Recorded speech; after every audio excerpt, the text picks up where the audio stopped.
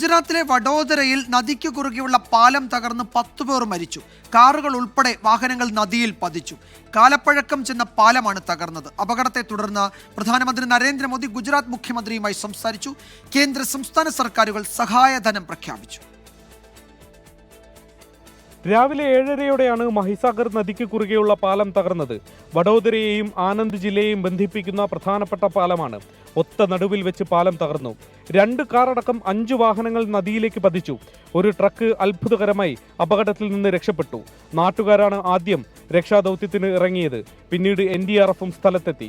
1985-ൽ ഗതാഗതത്തിന് തുറന്നുകൊടുത്ത പാലമാണ്. കാലപ്പഴക്കം കാരണം പാലം അപകടാവസ്ഥയിലാണെന്ന് നേരത്തെ തന്നെ പരാതി ഉയർന്നതുമാണ്. 3 വർഷം മുമ്പ് പാലത്തിന്റെ ചില ഭാഗങ്ങൾ ഇളകി മാറിയതോടെ പുതിയ പാലം നിർമ്മിക്കാൻ സർക്കാർ തീരുമാനിച്ചിരുന്നു. 212 കോടി രൂപ ഇതിനായി പാസ്സായിട്ടുമുണ്ട്. എന്നിട്ടും പുതിയ പാലത്തിന്റെ നിർമ്മാണം തുടങ്ങുകയോ അപകടാവസ്ഥയിലുള്ള പാലത്തിലൂടെയുള്ള ഗതാഗതം തടയുകയോ ചെയ്തില്ല. പാലത്തിൽ തെരുവ് വിളക്കുകളും ഉണ്ടായിരുന്നില്ല. രാത്രിയായിരുന്നു പാലം തകർന്നതെങ്കിൽ അപകടത്തിന്റെ വ്യാപ്തി ഇതിലുമേറെ വർദ്ധിച്ചേനെ. 24 മുംബൈ.